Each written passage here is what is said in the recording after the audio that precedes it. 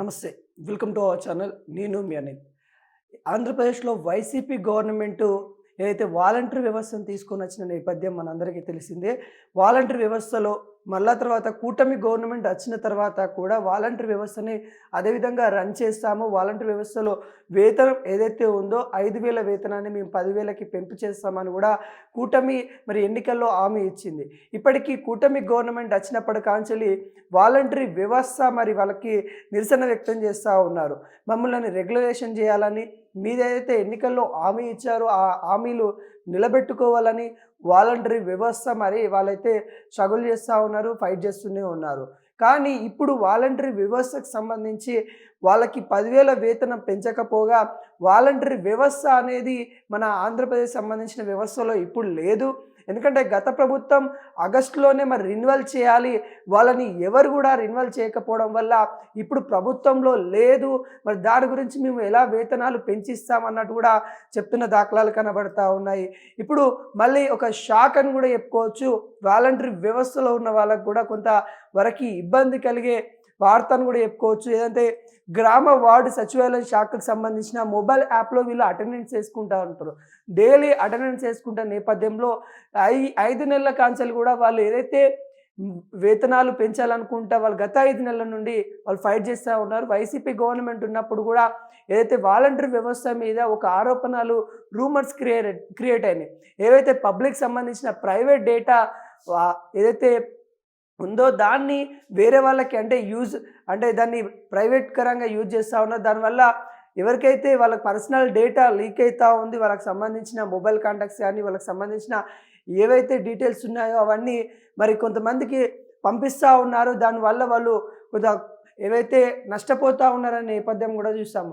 అదేవిధంగా మహిళల మిస్సింగ్ కేసులో వాలంటరీ వ్యవస్థ కూడా వాళ్ళకి సంబంధించిన వాలంటరీ వ్యవస్థ ఉన్నారు, వాళ్ళ డీటెయిల్స్ ఇవ్వడం వల్లనే అలా మిస్ అవుతూ ఉన్నారనే ఇన్ఫర్మేషన్ అయితే కొంతవరకు వ్యాఖ్యలు అయితే చేశారు. గత ప్రభుత్వము ఏదైతే వైసీపీ ఉన్నప్పుడు తీసుకొచ్చినప్పుడు అప్పుడు ప్రతిపక్ష హోదాలో టీడీపీ జనసేన ఉన్నారు కాబట్టి అప్పుడు వాళ్ళైతే ఆరోపించిన నేపథ్యం చూసాము. ఇక వాళ్ళు గవర్నమెంట్ ఫామ్ చేసిన తర్వాత ఖచ్చితంగా మేము వాళ్ళకి పెంపు చేస్తాము, రెగ్యులరేషన్ చేస్తాము, 10,000 జీతం ఇస్తామని కూడా కూటమి హామీ ఇచ్చింది ఎన్నికలలో. హామీ ఇచ్చినప్పుడు ఇప్పుడు గవర్నమెంట్ ఫామ్ అయిపోయిన తర్వాత ఇప్పటివరకు కూడా కూటమి వ్యవస్థ గురించి మాట్లాడిన దాఖలాలు లేవు. అంటే వాళ్ళు మాట్లాడట్లేదు. అంటే కూటమి వ్యవస్థ గురించి ఆలోచిస్తున్న విషయాలు ఎక్కడ కనబడట్లేదు. ఒక మంత్రి మాట్లాడుతూ, వీరాంజనేయ స్వామి మంత్రి మాట్లాడుతూ తను ఏం చెప్పాడు, తను ఈ వాలంటరీ వ్యవస్థ ఇప్పుడు వ్యవస్థలోనే లేదు, ఆంధ్రప్రదేశ్ గవర్నమెంట్ దృష్టిలో లేదు. గవర్నమెంట్ దృష్టిలో లేదని అంటే ఎందుకంటే గత ప్రభుత్వము రెన్యువల్ చేయలేదు. గత ప్రభుత్వం ఆగస్టులోనే రెన్యువల్ చేస్తుంటే ఈ గవర్నమెంట్ వచ్చిన తర్వాత వాళ్ళని కంటిన్యూ చేసేవాళ్ళము. కానీ అట్లాని వ్యవస్థ మొత్తం రద్దు చేయట్లేదు, తాత్కాలికంగా అలా హోల్డ్లో పెడతా ఉన్నాము. ఖచ్చితంగా వీళ్ళకి సంబంధించి ఎవరైతే వాలంటరీ వ్యవస్థలో పనిచేస్తున్న వాళ్ళకి కొంతమంది మాత్రమే మేము వాళ్ళని గైడ్లైన్స్ కానీ లేకుంటే కొంతమంది మాత్రమే అక్కడ అవసరం ఉన్న పీపుల్ మాత్రమే వాలంటరీ వ్యవస్థలో ఉంచుతాము. ఎవరైతే ఎక్స్ట్రా ఉన్న వాళ్ళకి మేము వేతనాలు ఇవ్వలేమన్నట్టు కూడా క్లియర్ కట్గా చెప్పిన దాఖలాలు కనబడతా ఉన్నాయి. అంటే గతంలో వాలంటరీ వ్యవస్థలు విచ్చలవిడిగా యూజ్ చేశారు, మిస్గైడెన్సీ కోసం యూజ్ చేశారు. ఏదైతే గవర్నమెంట్కి సంబంధించిన ఏ పథకాన్నైనా ఇంటికి చేర్చాలనే నేపథ్యంలో వైసీపీ గవర్నమెంట్ తీసుకొచ్చింది వాలంటరీ వ్యవస్థ. ఈ విషయం మనందరికీ తెలిసింది. తెలిసినప్పటికీ ఏంటంటే వాళ్ళకి సంబంధించిన పర్సనల్ డేటా లీక్ అవుతూ ఉంది.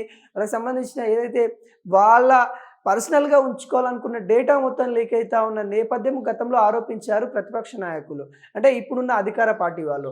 అంటే వీళ్ళు అధికారంలో వచ్చిన తర్వాత వాలంటరీ వ్యవస్థ ఉంటుందా ఉండదా అనే కొంత ఆందోళన చెందిన సిచ్యువేషన్ కనబడింది. కాబట్టి ఇప్పుడు గవర్నమెంట్ వచ్చిన తర్వాత ఒక మినిస్టర్ ఏమో వీళ్ళు వ్యవస్థలోనే లేరని చెప్తారు, ఇంకొక మినిస్టర్ ఏమో వాళ్ళని రెగ్యులరేషన్ చేస్తామని చెప్తాము. ఇప్పుడైతే గ్రామ సచివాలయ శాఖకు సంబంధించి మొబైల్ యాప్లో వాళ్ళు డైలీ వాళ్ళ అటెండెన్స్ వేసుకుంటూ ఉంటారు. అంటే ఈరోజు వాళ్ళు ప్రెజెంట్ అబ్సెంట్ అనే వాళ్ళ శాలరీ అవి అటెండెన్స్ రూపంలో వాళ్ళకైతే పడుతూ ఉంటుంది. అంటే వీళ్ళు ఎన్ని రోజులు పనిచేస్తే అంత వాళ్ళకి శాలరీ, అంటే వాళ్ళకి ఇచ్చిన వేతనంలో అన్ని డేస్కి ఎంత పర్ డే ఎంత పడుతుంది అలా క్యాలిక్యులేషన్ చేసి వాళ్ళకైతే పడుతూ ఉంటుంది. కానీ ఇప్పుడు ఆ యాప్‌ను గూడా మరి వాళ్ళు అటెండెన్స్ ఏసుకోకుండా అక్కడున్న అధికారులు తొలగించారంట. దానిపైన వాలంటీర్ వ్యవస్థ ఎవరైతే ఉన్నారో వాళ్ళు ఇబ్బంది పడతా ఉన్నారు. వాళ్ళు కొంత మండిపడతా ఉన్నారు. అంటే గవర్నమెంట్ వచ్చిన తర్వాత ఈ ఏదైతే వాలంటీర్ వ్యవస్థను ఇంకా మెరుగుపరుస్తారని అనుకున్నాము. కాకుంటే ఇప్పుడు ఈ 5 నెలలు అంటే వాళ్ళు గత 5 నెలల నుండి ఆందోళన చేస్తున్నారు. వారికి ఆందోళన చేస్తున్న నేపథ్యంలో మరి ఒక గవర్నమెంట్ షాక్ ఇచ్చిందని చెప్పుకోవచ్చు. వార్డు సచివాలయ శాఖకు సంబంధించి మొబైల్ యాప్‌లో వాలంటీర్ హాజరు చేసుకునే ఆప్షన్‌ను అధికారులు తొలగించారు. ఇదంతా వారం కిందట ఏదైతే వాళ్ళకి అన్ని సదుపాయాలుండే ఆ యాప్‌లో వాళ్ళకి లాగిన్ ఉంటుండే అవన్నీ చేసుకుంటుండే.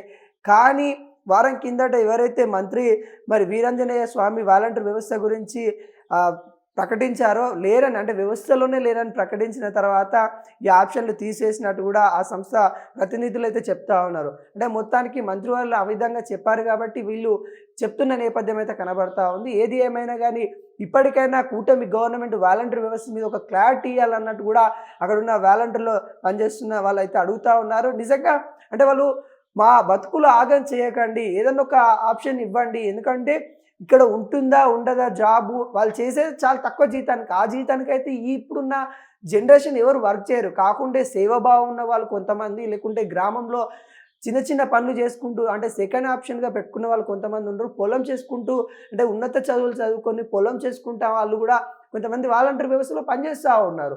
కానీ ఇక్కడ వీళ్ళు అంటే ఇందులో అంటే వీళ్ళకు ఉంచుతారా? తీసేస్తారా? ఏం క్లారిటీ ఇవ్వకుండా ఎలా ఉందంటే కట్ట ఇరగొద్దు పాము సావద్దనకుండా గవర్నమెంటు చేస్తున్న తీరైతే కనబడతా ఉంది. ఎందుకంటే పూర్తిగా రద్దు చేస్తామని చెప్పట్లేదు. లేకుంటే పూర్తిగా రెగ్యులరేషన్ చేస్తామని చెప్పట్లేదు. మరి గత ప్రభుత్వం చేసిన తప్పిదాలు చూపిస్తా ఉంది తప్ప మరి ఈ ప్రభుత్వం ఏం చేయబోతుందనేది మనకి క్లియర్ కట్‌గా చెప్పని దాఖలాలైతే కనబడతా ఉన్నాయి. ఈ వాలంటీర్ వ్యవస్థ పైన ఇప్పటికైనా మరి కూటమి సంబంధించిన నాయకులు మరి ఒక నిర్ణయానికొస్తే బావుంటదన్నట్టు కూడా వాలంటీర్ వ్యవస్థకు సంబంధించిన మరి సభ్యులైతే కొంత ఆరోపిస్తా ఉన్నారు. కొంతవరకు వాళ్ళు ధర్నాలు కాదు శాంతియుతంగా వాళ్ళు 5 మంత్స్ నుండి కొట్లాడుతా ఉన్నారు. ఏదైతే గౌరవ వేతనం మీరే అన్నారు. అధికారంలోకి వస్తే 10,000 రూపాయల జీతం ఇస్తా అని చెప్పారు. దాని గురించి వాళ్ళు ప్రశ్నిస్తా ఉన్నారు. సరే ఆర్థిక వ్యవస్థ